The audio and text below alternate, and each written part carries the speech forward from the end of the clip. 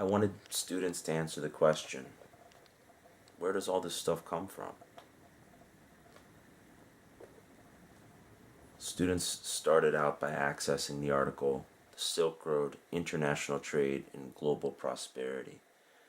This is something I wrote based in part on first-hand research I did in China a few years ago.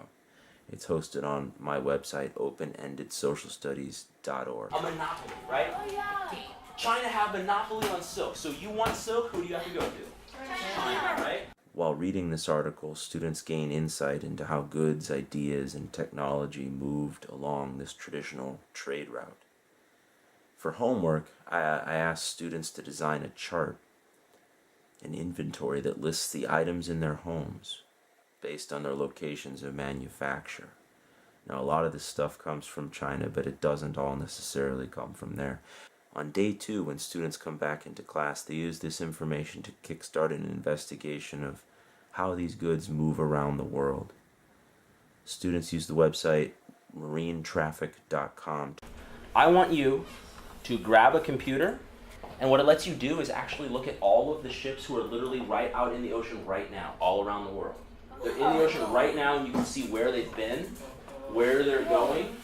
Okay, so it's loading right there. These are all different ships.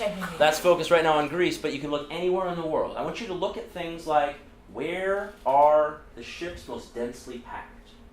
Finally, students choose one item from their chart and they write a short biography of that item, tracking its origins as raw materials, through its manufacture abroad, its export-import, its arrival into the student's possession. They also, at this point, they have a chance to compare and contrast trade along the Silk Road with modern trade networks. My philosophy of education is that my social studies class should foster critical and historical thinking. It should foster greater cultural awareness and a sense of wonder about the world and our place in it. My students have little appreciation for the ways in which trade links them to the world at large. They should have a greater understanding of trade as a means of social and cultural exchange, as a vector for environmental impact, and not simply as an economic transaction. Examining the Silk Road in context with modern trade provides a unique opportunity to do that. As students investigate their own patterns of consumption, the ancient world is brought to life through students' fascination with their own lives. The sometimes politically fraught question of modern trade and consumption is diffused somewhat by the context of this lesson that's framed around less sensitive ancient trade patterns.